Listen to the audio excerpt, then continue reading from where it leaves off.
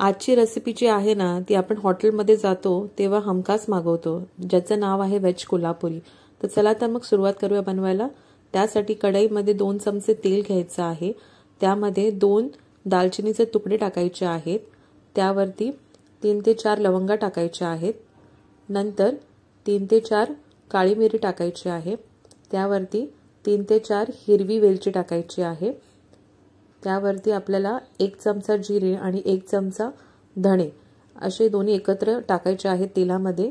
आणि त्यावरती मी इथे बेडग्या मिरच्या घेतल्या 7 ते 8, ज्या तिखटाला कमी असतात पण रंग छान येतो रेसिपीला। तर मंद आचेवरती आपल्याला हा सगळा खडा मसाला 1 मिनिट भाजून घ्यायचा आहे व्यवस्थित भाजून झाल्यानंतर त्यावरती आपल्याला 1 चमचा खसखस टाकायची आहे। ती पण व्यवस्थित खरपूस भाजून घ्यायची आहे।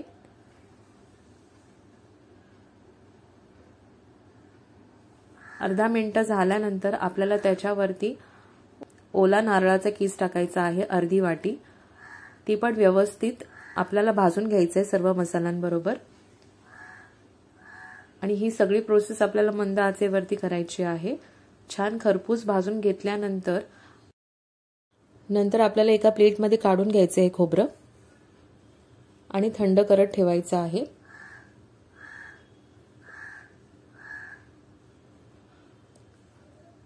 त्यानंतर आपण पुढची प्रोसेस करूया। परत एक कढई घ्यायची, त्याच्यामध्ये 2 चमचे तेल घ्यायचं आहे। त्यावरती आपल्याला फ्लावर, मटार, गाजर, फरसबी ह्या सगळ्या भाज्या 1 ते 2 मिनिटं आपल्याला हाय फ्लेम वरती व्यवस्थित भाजून घ्यायचं आहे। एकदा भाजून झाल्यानंतर आपल्याला एका प्लेटमध्ये काढायची आहेत हे सगळ्या भाज्या। नंतर परत त्याच कढईमध्ये 2 चमचे तेल टाकायचं आहे। 1 शिमला मिरची आणि 1 कांदा कापून त्यात परत हाय फ्लेम वरती फ्राय करून घ्यायचं आहे, शॅलो फ्राय।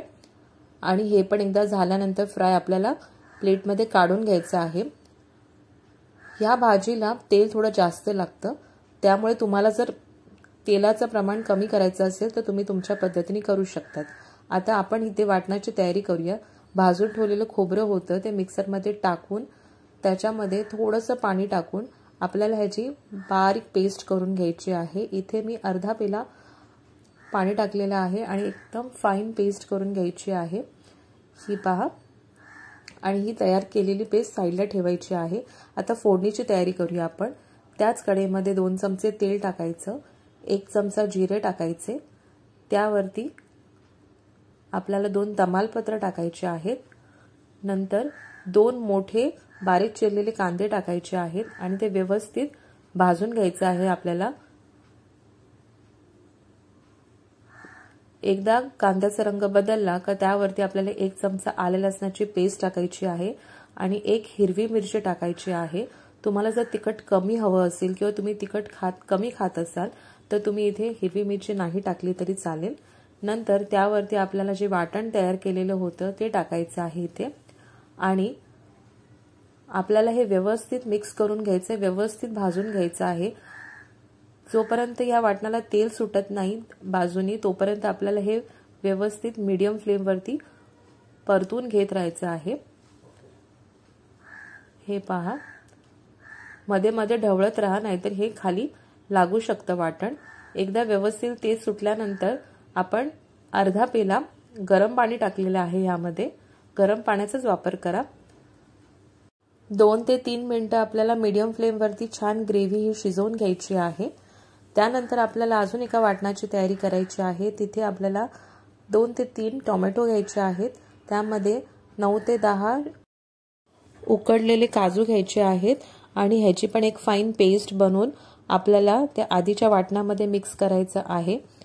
त्यानंतर जोपर्यंत कचवटपणा टोमॅटोच्या ग्रेव्हीचा निघत नाही तोपर्यंत 2 ते 3 मिनिटं आपल्याला व्यवस्थित ढवळत राहायचं आहे। ही ग्रेव्ही व्यवस्थित शिजवून घ्यायची आहे मीडियम फ्लेम वरती झाकण लावून। नंतर 3 मिनिटांनंतर बघितलं तर ग्रेव्हीला छान असा रंग आलेला आहे आणि त्यामध्ये आपल्याला 1 चमचा लाल तिखट, त्यावरती आपण चवीनुसार मीठ टाकायचं आहे। नंतर व्यवस्थित ढवळून घ्यायचं आहे। ही थोडीशी लेंथी प्रोसेस आहे पण ट्रस्ट मी ही ग्रेव्ही खूप छान लागते, हॉटेल सारखीच चव येते या पूर्ण वेज कोल्हापुरीला। एकदा छान झाली शिजली ते वाटण की त्याच्यावरती आपण जे शॅलो फ्राय केलेल्या भाज्या होत्या त्या सगळ्या मिक्स करायच्या आहेत आणि एकसारखं ढवळून घ्यायचं आहे सगळं।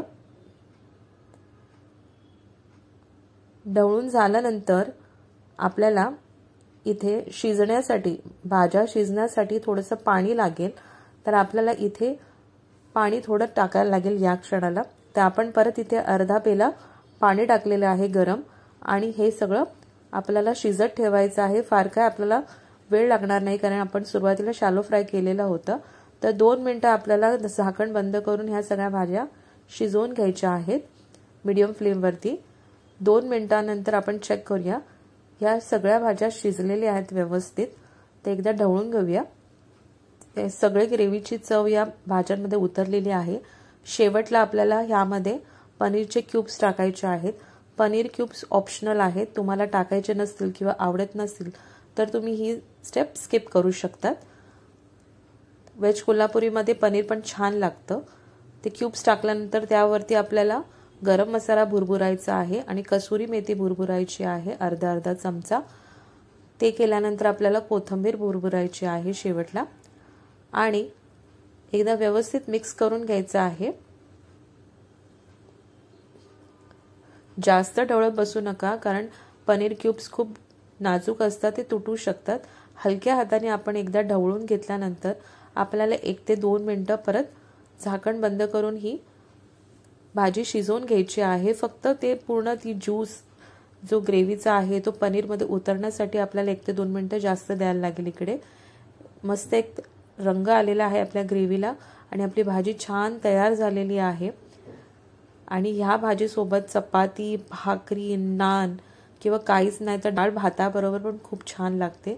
शेवटला कोथिंबीर भुरभुरायची आणि गरमागरम सर्व करायची, खूप छान लागते। तर तुम्ही पण नेक्स्ट टाइम अशा पद्धतीने करून पहा आणि मला सांगा कशी झाली रेसिपी कमेंट बॉक्समध्ये। तर नेक्स्ट रेसिपीमध्ये आपण लवकरच भेटू, तोपर्यंत बाय बाय।